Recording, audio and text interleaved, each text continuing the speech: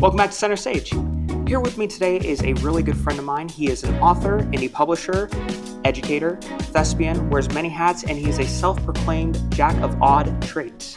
Give it up for Brent Winzek. Thanks for having me, Trenton. So we got a lot to talk about today, whether it be through your time as a thespian, as a writer, and many other things we get to kind of discuss. We aren't plugging a show, so we can just talk about, your career, your art, and have a good time. Give me a second. I might plug a show by the end of this. I might plug a show for the very space we're filming in fact. Ooh. Alrighty, so first off, tell us a little bit about yourself. Well, I loved your intro. Thank you very much. I'm Brent Winzek. I'm an author and indie publisher and founder of Space Cadets Studios.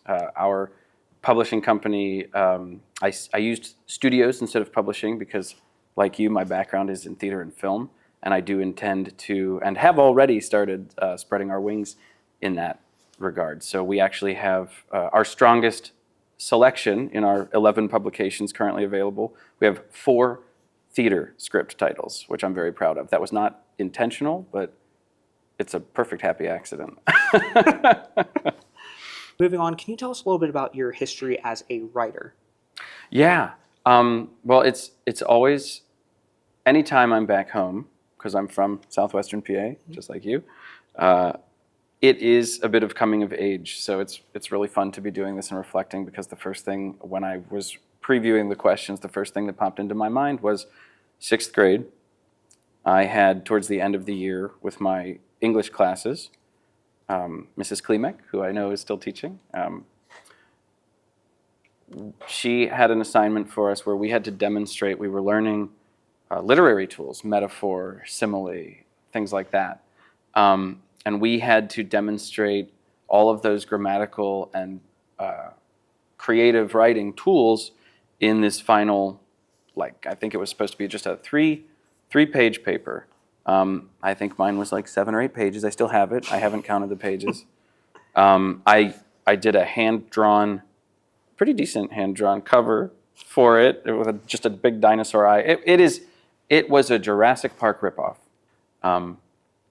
She wrote, "I think I might have a future author," in my class. And at the time, I was tickled. I was like, yeah, but I'm not going to do that, because it felt like something that was too lonely of a profession at the time. And now I seek the darkness. I want the loneliness, I like to sit and think to myself. But I could not fathom that as a young person, which is kind of how I fell into kind of chasing the theater and film aspect of those same creatives, right? They're focusing more on Steven Spielberg's contribution to Jurassic Park and, the actors, so Jeff Goldblum and Sam Neill, and knowing that Jeff Goldblum was from Pittsburgh too was like, I was like, what? So, yeah. And can you tell us a little bit about your time in film school? Yeah, so, I essentially, the way that I fell into theater as a result of my interest in film. So when I was younger, we go back and forth. At one point in 6th and 7th grade, I was getting serious about, I wanted to study paleontology. So I was buying these, they're dissertations, like the dinosaur heresies from Robert Bacher, and I barely understood any of it, right? It's an evolved form of his dissertation for his doctorate in paleontology. I was 14, I didn't know what I was reading. I wish I still had it though, because it is out of print.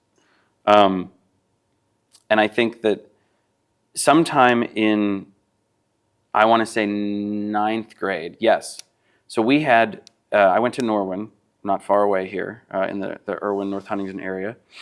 And at the time we had an intro to video program, an advanced video program, and then there was, if you were a senior, you got to do the morning news, and you'd run all the big cameras, and we had a full-on little studio, and we were running Adobe Premiere Pro, and you had cameras that could go live, and you had to learn how to switch them for an assignment, and it was all potential training for getting selected for that class where you had to be a senior, you had to have taken those other 2 courses, and then that teacher had to select you for the morning news team. And I took those 2 as quickly as I could get in. So I was using Adobe Premiere Pro and learning how to like chop up my own little shorts. I made my own little South Park animated short. It's so jerky because it just takes so many frames per second. And I understood that, and then I just fudged it, and I added little like fader transitions, dissolve transitions, so you couldn't quite. So it was just a little smoother, you know. And it was much shorter than we planned. I think we had like 5 or 6 pages written. I shot a page and a half of that. I trimmed that down. I got right to the point. But those were wonderful classes, and then I did not make the senior film team, and I had just gotten into theater because I met a very dear friend of mine, Chris Shendigay, who still actively works in theater and film out in New York, and who was my roommate out there, my wife and I. He was best man at our wedding. And we just hit it off right away. We were like old friends who had just met, essentially, our junior year of high school. And so I kind of jumped right in and started learning lighting because I figured, well, electrics, that'll lead me towards more film behind-the-scenes knowledge and on-set knowledge. And then I got news that I wasn't going to be on the morning news team. I was devastated, and I had already done backstage crew for one of our shows, and then I got to do the one-acts, which were all student-written and produced. And I got to be in 2 of them. One of them I had no lines, which made it really easy. I was just this over-caffeinated, spastic person who was just like very jerky movements, I should say. Like those kind of like, it was ridiculous. And I would occasionally scream like, blood, I mean coffee. It was like, I think I was a red herring. I don't even think I was the murderer. I don't remember. And so it was just a really, really wonderful program. And I sort of got wrapped right up into it. And my senior year was nothing but theater. And that summer is when the Space Cadets project evolved out of that group of people. Kind of interesting seeing how, especially as for writers, how early, people kind of get into that, industry and that art just from like simple things like growing up. Like I know for me, growing up, whether it be when I was a little kid telling story with like Legos, and then once I got into high school, I took for my senior year, I need like 1 or 2 more credits just to like have as electives. So I was like, oh, I'll do public speaking and creative writing. Oh, I pity my poor English teacher. Shout out to Miss Ramstead. I wrote the most insane, like one of the things I did was like a journal entry. It was like, you had to do journal entries based off a fictional character. And I was like, okay, but can this fictional character be a fictionalized version of an actual person? And when I asked her that, she just looked, she was like, I'm going to regret this, but yes, you can. Oh no, what did you do? I did Tom Cruise. Okay, at least it wasn't like the principal of the school. Oh no, I did someone like... Yeah, famous? No, that's satire. Exactly. Well, because like I was real big into like South Park and the Family Guy. Like that, as crude as it is, a lot of my comedic writing comes from, those styles like the animated adult sitcoms. I am of the opinion that South Park is some of the most scathing, clever, political, and societal satire that we currently have. I think that they are fascinating. It's always Trey great Parker when I'm validated on that. Yeah, my goodness.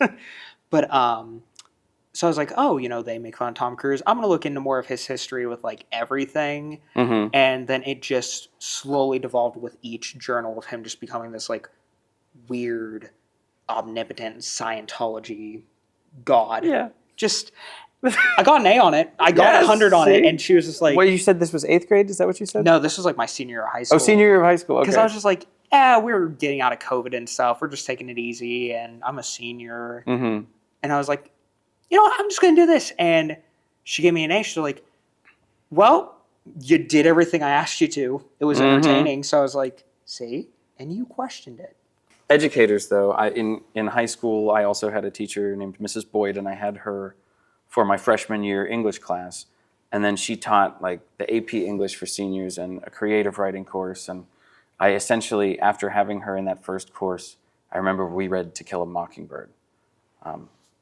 Coincidentally or not, I now live in Birmingham, Alabama. I think that's set in Montgomery, Alabama, but the author is from Alabama.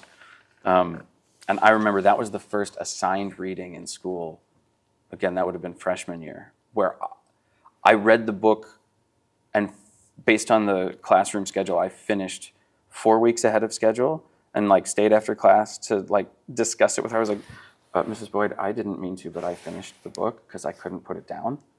Which I remember her smiling at me now, but at the time I was embarrassed. I was like, I don't want to, if I don't answer certain questions in class, because I was very active in English class, it was always my best subject. I was like, it's just because I don't want to spoil, like I've read ahead too far.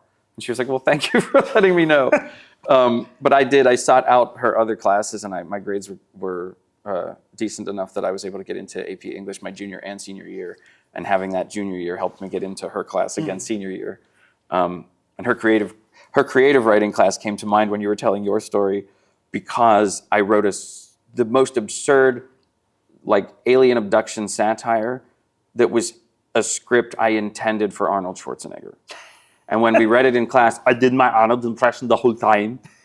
I read the whole script like this, and I had the whole class laughing. It was very fun. We didn't read the whole scripts because they were, but yeah, I just the absurdity and the way that we, with our current pop culture, as developing artists in high school, we'll latch onto those things that we see in pop culture and imitate them. Yeah, and like what you said, with the importance of like getting inspired by like educators and stuff like that, especially when it comes to our field as writers, it is so important. Even as an educator yourself, it is so important to kind of almost give them their flowers to a lot of it, especially when it comes to like the early developmental years, like elementary school, high school, because for us, it helps us form that kind of like love for certain aspects or certain arts or certain ideas or concepts that we take with us, and we don't even realize until we get older that how much they kind of like formed who we are today. Yeah. So to continue on, right before we get into Space Cadets, I do want to ask you a little bit about your early years when you were first getting into the industry.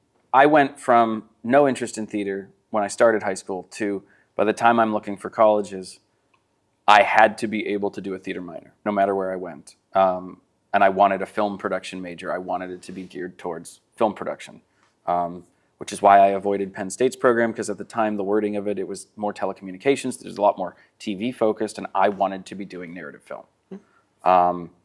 I actually avoided, I remember touring Point Park, and I love those spaces. I was so enchanted by the campus downtown, Current Point Park student, by the way, just saying. But somebody else beat me to the question in the theater while we were touring, before we had even seen the rest of campus. They asked, if you are studying film, if you're not an acting major as an undergrad, I don't know if that's changed too. This was 20 years ago. Have I aged well? If I'm not an acting major, if I'm studying film but I want to perform, can you audition for the shows? No. You had to be an acting major, declared acting major. And I was already enchanted by the space. I loved being downtown. I tuned out, man. And I had already toured Bowling Green State University in Ohio, go Falcons. And they have a joint theater and film program. And they were also still teaching celluloid. Like, I have shot on 16 millimeter black and white and color reversal film. I have worked with cameras that were manufactured in the mid-century that they've had maintained. I've edited projects on a Steenbeck, which is like, again, I grew up with the behind-the-scenes documentaries about making Jurassic Park. And when I saw the Steenbeck in that classroom when I toured, my jaw dropped and I fell in love. Because I had seen footage of Steven Spielberg and Michael Kahn, the editor of Jurassic Park, editing the footage on a Steenbeck before they had even managed to put in any of the full-size CGI dinosaurs with ILM and Dennis Muren's work. And I was just like, it was such the like traditional Americana collegiate experience. Like, that town is this quaint, tiny little town south of Toledo that has a lot of economy because of that university. And I was fully immersed. And I stayed, I got my film production bachelor's and a minor in theater. I focused on acting and directing. And then I went back and did a year track and got a master's in theater as well. which I still to this day am super proud of. And I have done more theater as of late, moving away from the New York area. I've managed to find more opportunities to get involved with theater, and it kind of finds me, I should say. So I love that, yeah. And it's so interesting with a lot of what you were talking about, like, especially with the filming side of things. It's always interesting that you kind of find these sort of like interesting little like historical pieces in the smallest of places. I know a year or two ago, I recorded a EP up near Pittsburgh, kind of closer like to the Pittsburgh area, at a recording studio called The Vault. Okay.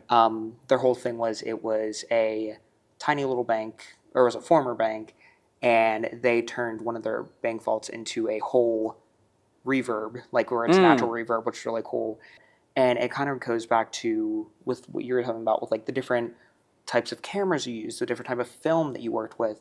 It's always cool to kind of see where, the smallest of places where you would least expect these types of things to be there, you'll find them and you get to have this experience that not many people get, which is so cool, especially early on in your like your career in the industry and stuff.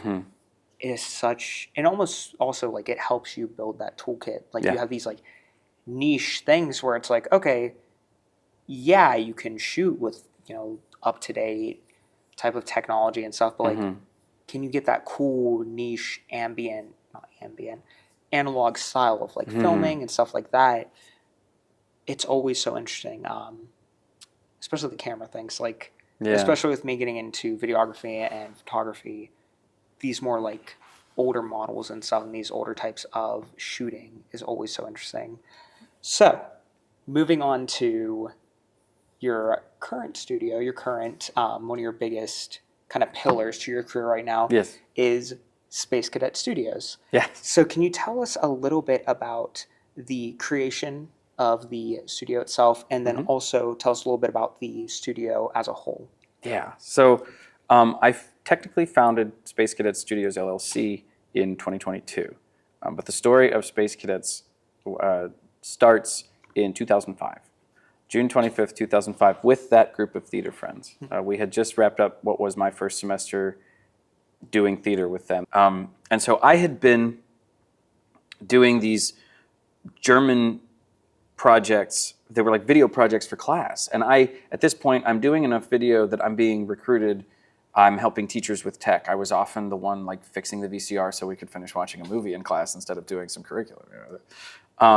In the German classes, we had a younger teacher, and he was very cool in some of the projects he came up with, and he was trying to get us to engage with the Nibelungen and learn some German mythology and folklore. And in order to do so, he had us each adapt. We had to cast a movie, and then each team wrote different scenes from the Nibelungen per assignment, and then we had to film it all, and he cut it together for the end of the year. And I ended up playing Siegfried, because I had this dirty mop of a blonde wig. Or maybe I got to keep that, and maybe it was from that production. I don't actually remember the origin of that. And this Viking helmet, which later became part of Space Cadets.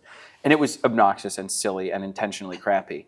And I had so much fun doing that project. And I just held on to that. I was like, I have to do this with something of my own. And we had a couple stop-starts, right? I went on vacation that year, and I convinced my mom to let me take money out of savings to buy a camera of my own. I was like, I'm not going to have access to the school's stuff anymore. I want to keep doing this. This is what I'm pursuing for a career. We were already touring colleges and doing all that, right? And it was film production or bust. So she said, okay, I actually think that's a smart investment. Let's go for it. We got the warranty on the camera. It was a Canon ZR200 shot on mini DV tape. I was at Bowling Green, like, for the transition to digital. I did learn a lot of those things too, but I just relished in those old film cameras. But anyway, that summer, we messed around with the camera a little bit, and we tried like a similar thing, a medieval thing. I had a few friends over, and I had a few, like, I had been the Black Knight from Monty Python and the Holy Grail for Halloween, so I still had the costume. I had one of my buddies like wear that helmet, and then I had somebody else wear the Viking helmet. My sister dressed up like a peasant and like played this miserable mom for one of my buddies, right? It was very funny, but it went nowhere. It was just long form improv with no goal other than to dink around outside in the sun, in the woods, right? But I had this idea in my head. I was like, I want to do something like that's intentionally crappy because we're kids trying to make a movie and I want to make movies. And I had a silly sense of humor. And at the same time, Spike TV was doing a lot of reruns of Star Trek: The Next Generation. And I, speaking of like the writing career that I was always avoiding because I thought it would be so lonely, I had been trying to write my first screenplay. And it was about these two nerds who were just like really, really into Star Trek and Star Wars culture, but when it was still not cool in like 1989, because I was just obsessed with the late 80s, early 90s. That was when I was a tiny little kid. My first memories are of that era, and that's what you get nostalgic about as a result, right? And so I had these two nerdy characters that we had created for another, I think, German video project, and I was going to write this whole summer like summer 80s movie type thing about them becoming cool because they got hooked on MC Hammer and they were the first ones in town to buy parachute pants. It's ridiculous. And we were going to film it all outside of the school in the parking lot so that it looked like we were at I had plans to get B-roll of the school buses in the fall. I was going to carry this out through senior year.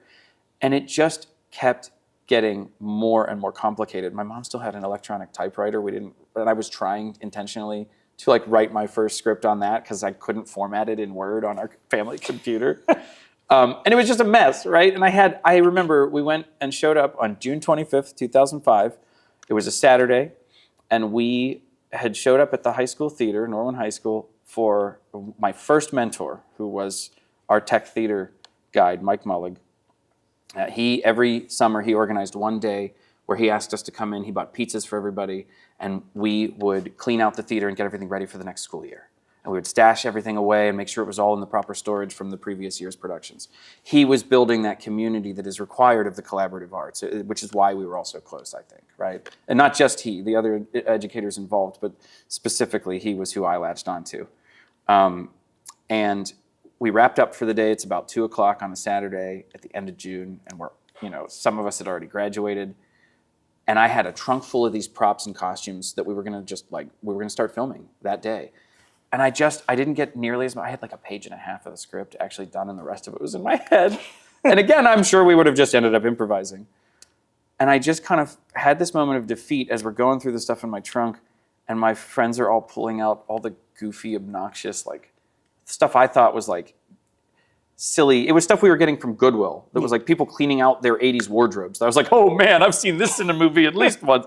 And we were like, and I was thinking we're going to use it for this thing. And the more they pulled out, they end up like with like the toy laser tag guns and things like that.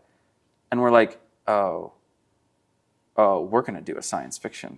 I was like, what if we just like do the same thing we tried to do with the medieval stuff, but let's make it a crappy science fiction, like Star Trek intentionally crappy.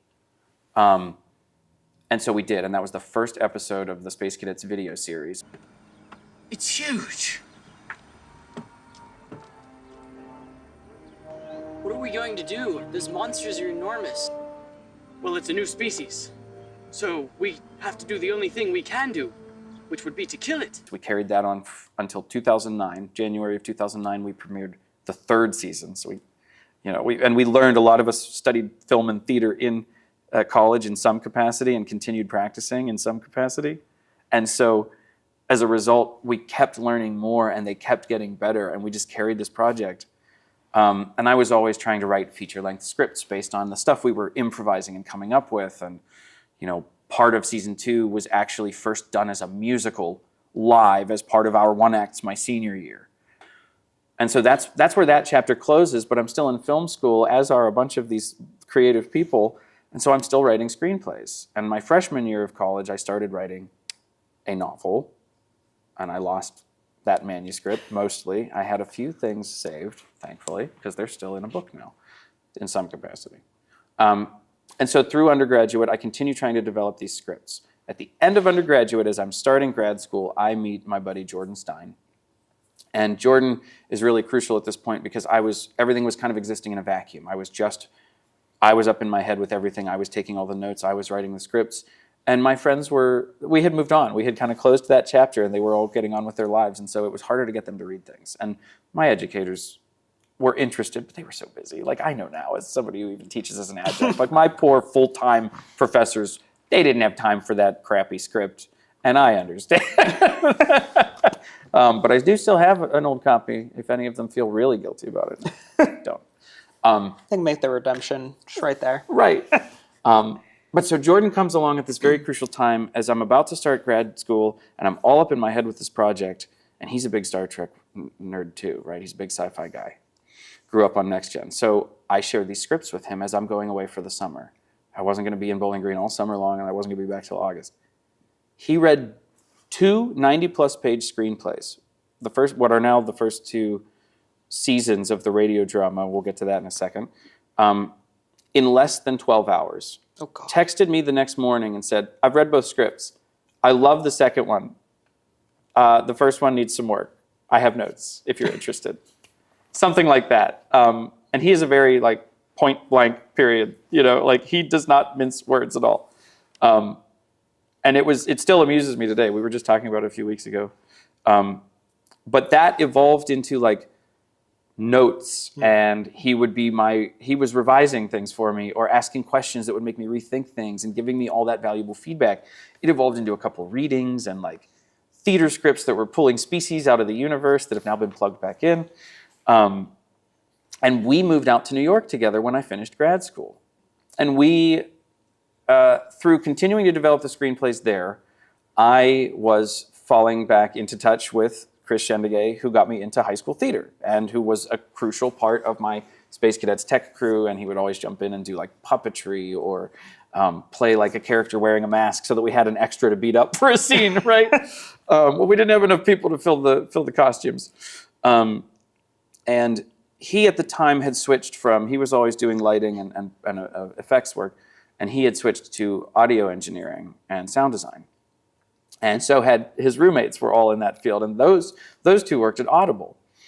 And Sledge was working for a big name rental company that supplies all the equipment for Broadway and for like the tours and a lot of the big concerts that'll tour through the states. And they're based in New Jersey, and that's where they all lived. And they came out to one of my screenplay readings, and they got in my ear about it. They were like, I think we were at a cookout or something. It was very early in the summer, and they were like, have you ever thought about like just making like a movie for your ears? Like, what if we just like sound designed the crap out of this, and you'd have to rewrite some things, you'd have to like change some of your stage directions or your camera directions really to your action lines, I should say, if we're talking screenplay jargon.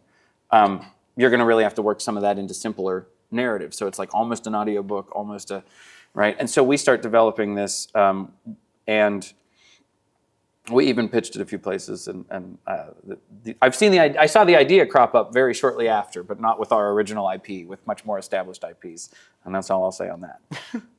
But that was something that we did from that process, and the idea that I'm talking about started in 2014, and then I began the process of adapting the script with a lot of their feedback, and then that grew into, well, let's try to do an old school radio drama / really involved sort of a narrative fiction that almost feels like a book with a full cast and everything. So I began that process. I think that this first encouragement from them came about in May of 2014, and I started adapting the script. And our idea was we will take advantage of what was then the kind of up and coming medium for talk radio and storytelling, which was podcasts. So it was like part audiobook, but we had a full cast, and we had all kinds of great sound design, and we even had original music. And we were in full-on production with season 1 through 2015. I got it done while I was going through a divorce, which I'm proud of because that was particularly a difficult year. And then we had everything. We kind of like, I managed to get everything together in my life, including that for 2016. Around that time, we met Monica, and her artwork was almost instantly involved. She was very interested and inspired by what we were doing, which was really lovely. Because again, it's as those people enter your circles and express interest in your creative work, when you're doing it for so long, you can start to lose sight of it. And I was very defeated a lot of times. And it was those individual people expressing an interest a commitment to the project in different ways, whether they were the people we were casting or those friends who were like, what if you did an audio drama? You don't have the money to do a film yet, but like, you know.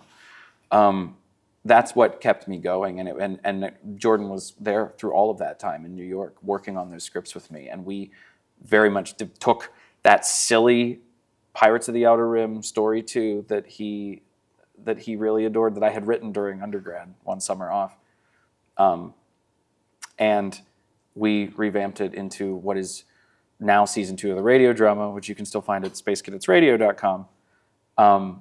Because I've left all of those things up, because that's the origin of those novels are being adapted from the more serious scripts that Jordan and I were writing for the radio drama based on all the silly stuff I'd done in high school. And that's always been, I can't even say in the background, while I was pursuing the work I was doing on Broadway or off Broadway, or with all of that indie film work, Space Cadets was always there, and Jordan was always right there with me in New York, finding that time to like hang out on Saturday. It was usually Sunday mornings, actually. We would watch the latest Doctor Who episode, we would have breakfast and coffee, and we would just spend 2 or 3 hours brainstorming and working on things. And then I'd share, like, I'd go away and I'd draft a new draft, and we'd sit and workshop a scene and read stuff together, you know, read the dialogue together. And now we're continuing to do that with the novels, right? So I've been developing the novels and sharing those with him, and we are developing several side stories together, and he's also working on something in the background that will be part of that IP, part of that Space Cadets IP. So it lives on. The first version of that was in 2022. As I mentioned, I founded Space Cadet Studios. I had a few people I was just working with to help develop their writing in the background, because that's always something I've been doing, is either, you know, seeking advice from another more experienced writer or passing that advice on to people seeking it out from me. And through that, I kind of had a few projects forming with other people and of my own.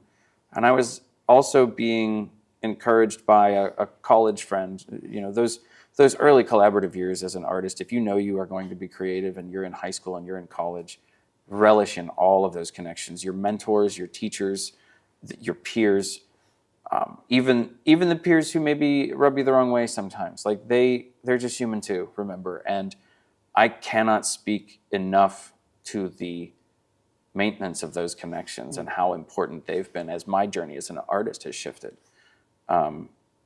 It's crucial, you know. And so one of those people is a friend from undergraduate, Chase Will, who is also an author. He's in the horror realm, and he's based in Ohio. And I remember we were reconnecting right before the pandemic, and then we really kind of kept in touch to kind of be accountability buddies with some of those writing goals during the pandemic. And the whole time he was like, he had, I think, 2 of his novels under his belt, you know, one under a pseudonym and one of his own, and he was working on his 3rd, and he was like, I really think you'd be into this. Like, you should really check out what I'm doing. He was working with Amazon KDP. And he wasn't the only one. I also had another friend who gave me a little bit of advice and their experience. But he was the one who was like, I think you'd be really good at this, man. I don't know, this makes me think of you. And I give him full credit, because I started poking around because one of my former mentors, who I was working to help him develop a manuscript that he didn't know what to do with yet, we were just working on it, and I was working as his editor. And Chase is kind of, you know, pulling on the other sleeve, being like, you should check this out. And I was also, through the pandemic, being inspired by Chase, I was doing that first version of the Space Cadets novel, which has now just been re-released in the 20th anniversary edition, Yes. Which is all part of this conversation with Space Cadet Studios. So it all works, because that's the flagship story Yes. for the company. It's where the company name comes from. The thing that I notice a lot about this kind of story of Space Cadets is 2 very big factors. One, that, you know, it started from this very small idea that turned into a high school film project, that turned into something even bigger, to where now it's its own publishing company. And it's so crazy, but also so interesting how, you know, for a lot of things, a lot of great ideas, it all comes from just one simple little spark that sets off with like this massive chain reaction. And to add on to that too, one of the biggest things I noticed was the connections, whether it been throughout high school, college, while you guys were creating, you know, and getting these different projects off the ground over time. the big thing about that is that collaborative process. It's a checks and balances, right? Listen, notes are not always going to come in a sweet little package that's all wrapped nice with a bow on top and a nice smell to it. Sometimes people's ability to give feedback falls short, whether that's because, maybe they even just have a bad day. But all of that feedback, whether you take it or not, it's worth hearing.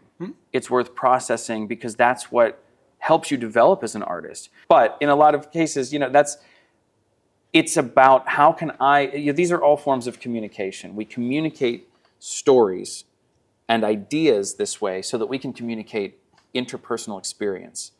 We can build that empathy, which builds community. It's crucial to our society building as a species, right? Which is a bit of a giveaway to my answer to your last question, which is great. I love it.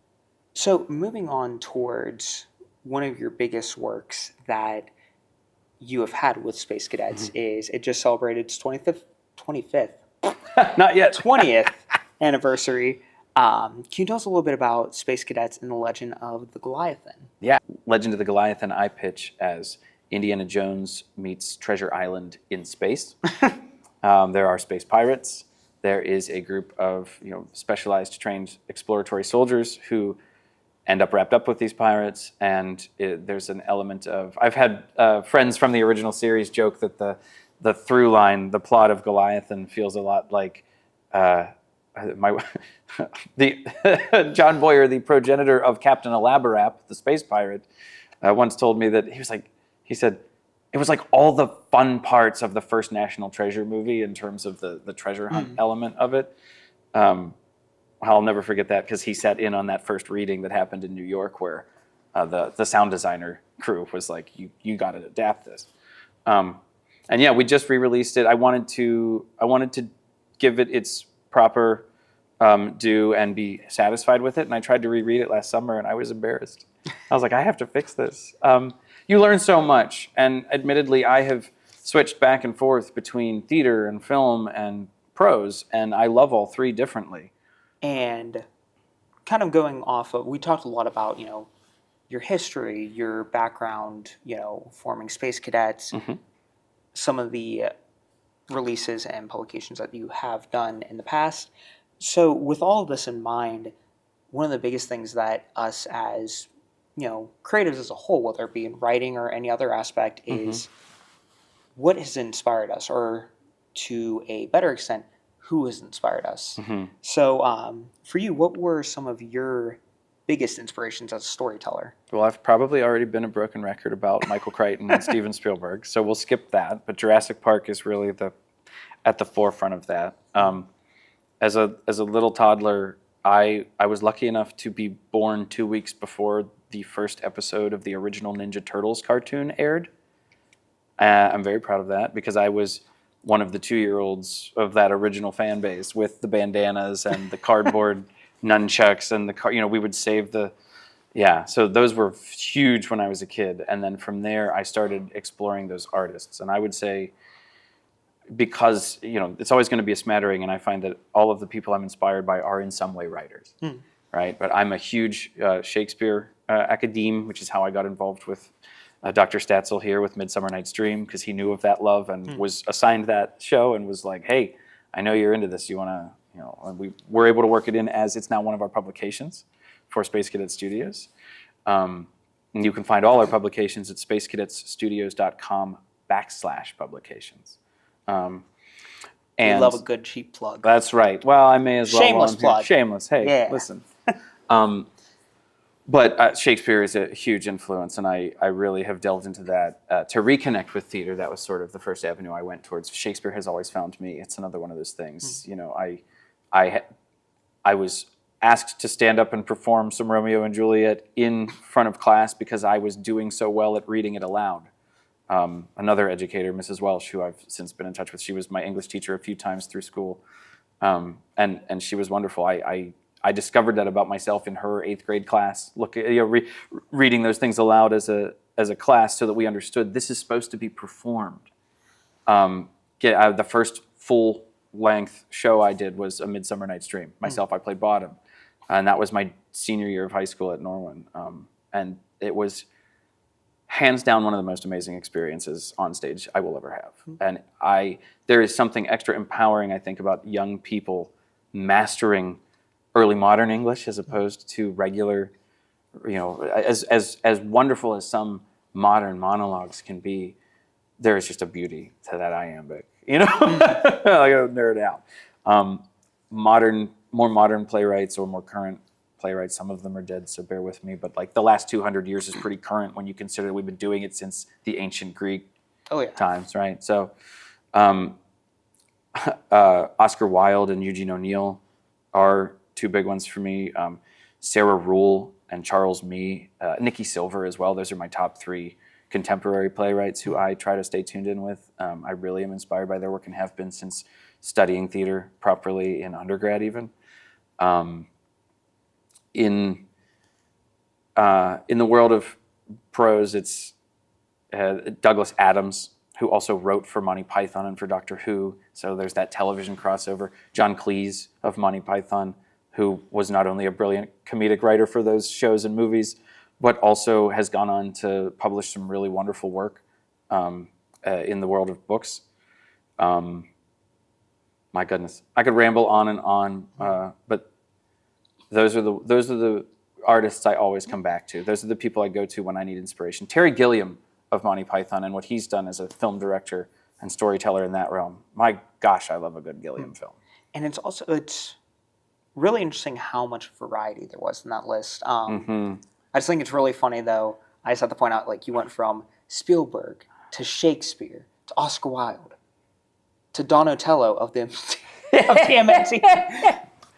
Personally, I was always a Mikey fan, dude. Cowabunga, am I right? See, I would have expected Donatello. Really? But Well, he was my second favorite.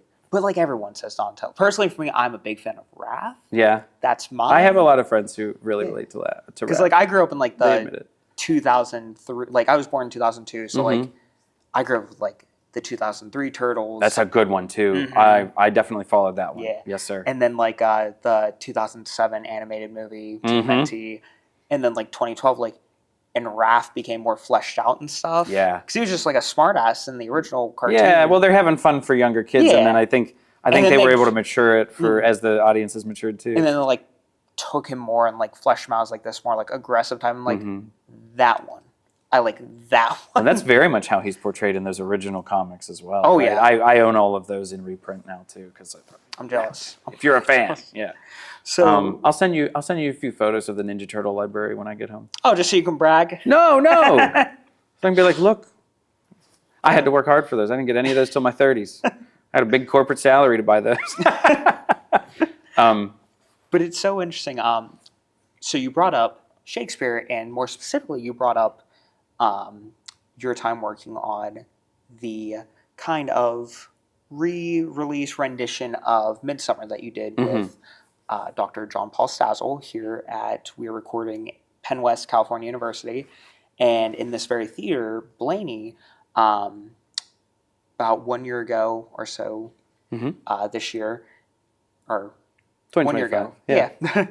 So about 1 year ago, we had our production of Midsummer. I had the pleasure of getting the official pro shot of it. So can you tell us a little bit about what went into that and kind of like what almost sparked that and kind of what was your goal in mind going into it? So I mentioned that in order to start to reconnect with my love of theater post New York, just because when you do that professionally and you're pursuing it and you're relying on it, you can fall out of love with it, and it does. It's a tough industry. It'll beat you up a little bit, And I just got tired. Admittedly, I wasn't fulfilled creatively. I was doing things technically. I was doing things to survive, and I needed a change. And so did my wife. So we were prepping to get married at that point. So we started making tracks, and we moved back to Pittsburgh. And around that time, Dr. Statzel was aware that I was back in the area. He and I overlapped. I was one of his first undergraduates when he was pursuing his doctoral. degree, and he had me for Treehouse Troupe. I did touring children's theater with him in Northern Ohio. We would dip over into Michigan and into Indiana if it was close enough too. It was a really, really fun semester, and we always kept in touch. I did a bunch of other productions with him throughout that time. We had a few classes together right before he was done with classes. I started my master's and he was finishing his doctoral classes. So there was just that little bit of overlap one semester. And for me, that was so fulfilling because I respected he and his colleagues in the doctoral program so much because they were a lot of my educators in those intro theater classes too. So we were actively trying to find ways to work together, and he was aware of what I was doing with Space Cadets. And essentially, the idea germinated that, like, well, it's in the public domain, and I have a first folio. It's a facsimile copy, but it's a first folio anniversary special thing. So I have the original text from 1623 unedited, right? Like, I mean, from its original form. And I started with a transcription of that and produced the script. But I know that Dr. Statzel likes to keep people in the theater for like 90 minutes or less if he can. And this is Shakespeare. Yeah. Most of these, if you perform them end to end, it's like 2.5 to 3 hours. And then you got to pause for laughs in a comedy. So we're going to play the laughs, and we're going to do it with physical stuff too. Because physical comedy is one of the best ways to convey that old English humor in some of those moments and why they're funny, right? There's a lot of raucous fun you can have with that, which was an early conversation. And he essentially called me because at that point, this would have been 2024. It was a whole year in the making. He had just gotten assigned Midsummer for the following year. And I was actively into the Shakespeare authorship question as a result of my revisiting of my Shakespeare studies and trying to get back into academia with theater as one of those avenues to reconnect with it. So everything fell into place. When he told me it was Midsummer, I was like, are you kidding me? I get to apply the knowledge I've been amassing and resharpening for the last, at that point, 2.5 years, now much longer. I get to get back into theater. I get to do some dramaturgical work as well. And then the best thing ever happened because he had also been assigned the dates. He's like, I got to do this in mid-April. He was like, nobody's going to want to be in the theater listening to dusty old Shakespeare in April, man. I don't want to be in the theater listening to Shakespeare in April. He's like, no offense, I know you love this stuff. He likes the ancient Greek theater history.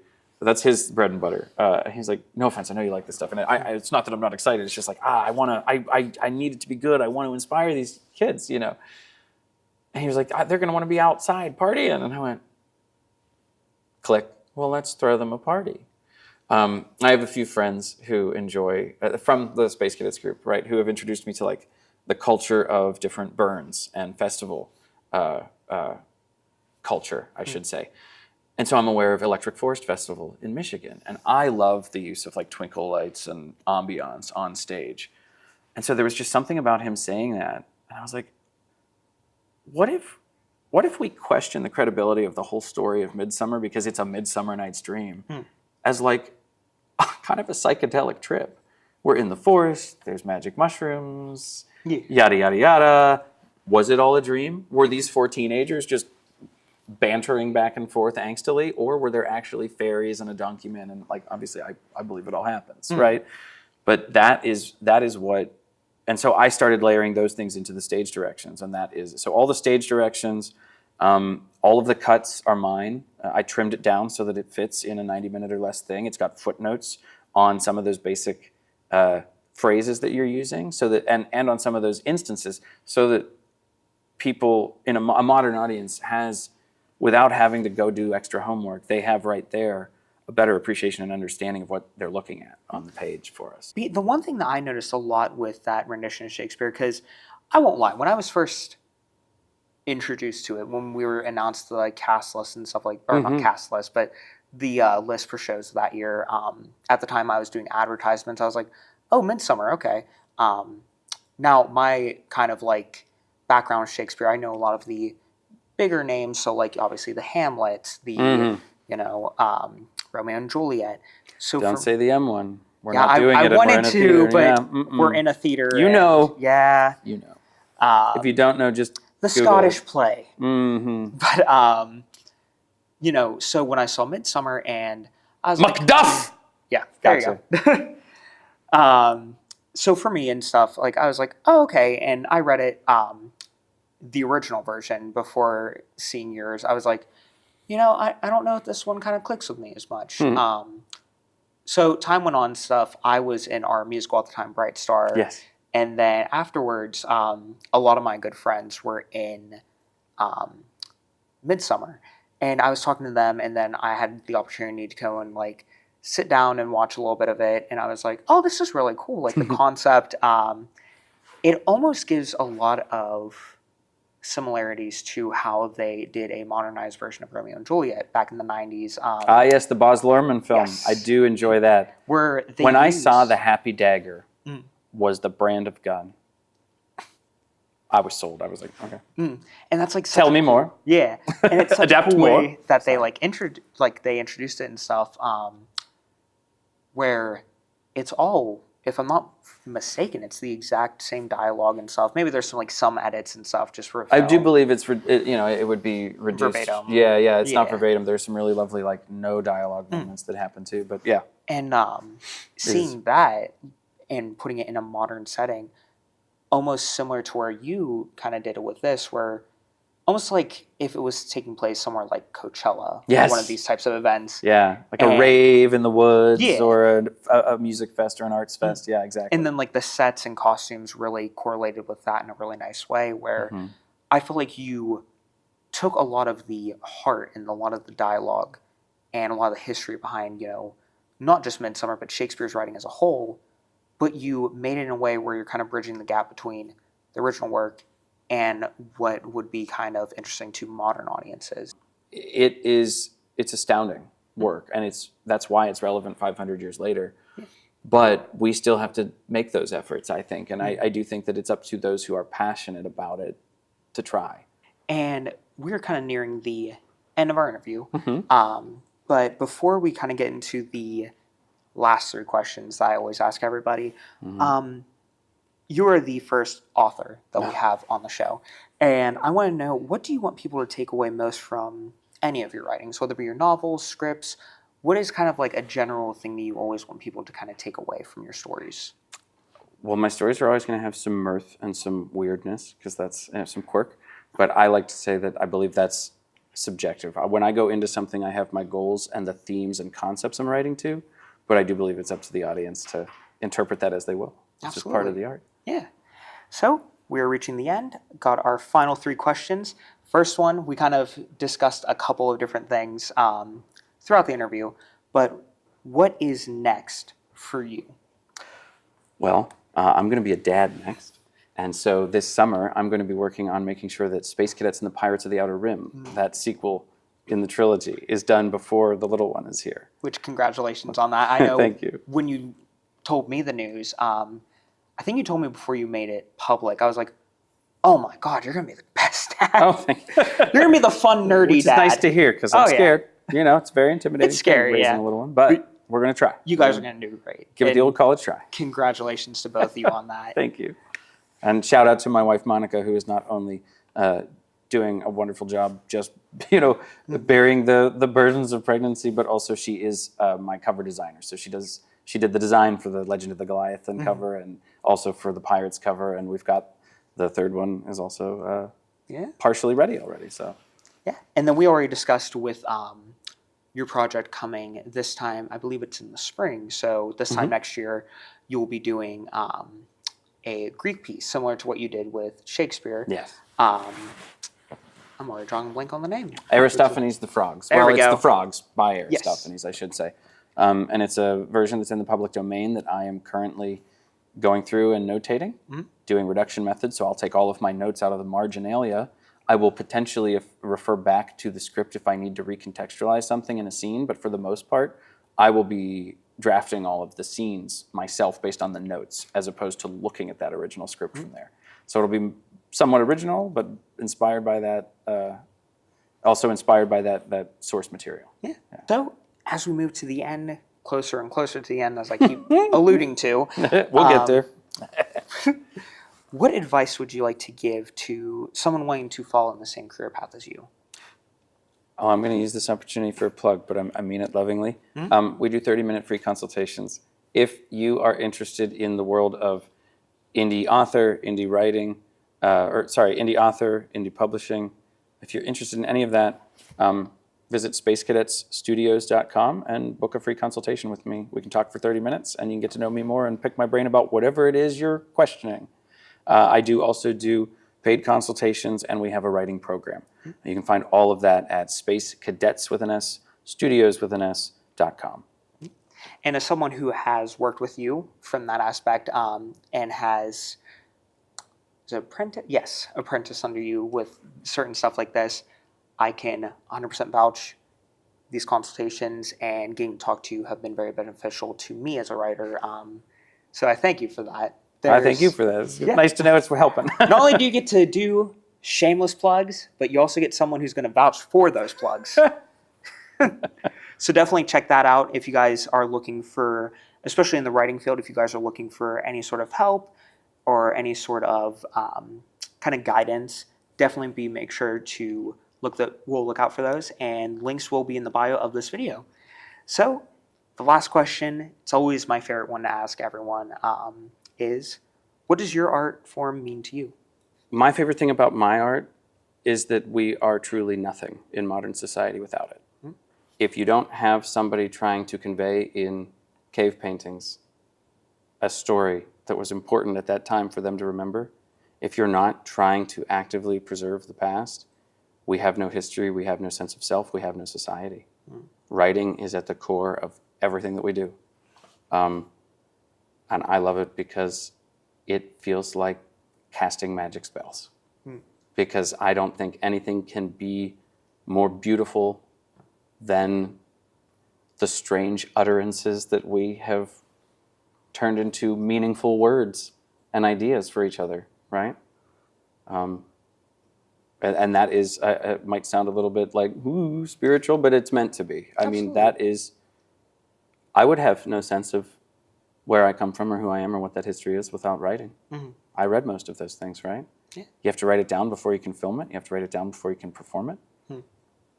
You have to write it down before you can code it and put it in a computer and make a phone work or a laptop or whatever it is. Absolutely, yeah. Writing is at our core. Mm-hmm. Well, we have reached the end of our interview. Thank you so much for taking time out while you're here in PA. Thanks for having me, of course. Absolutely. This was great. And I'll take any excuse to get in the Blaney, and so should you. Next spring or next fall, come see all their shows, please.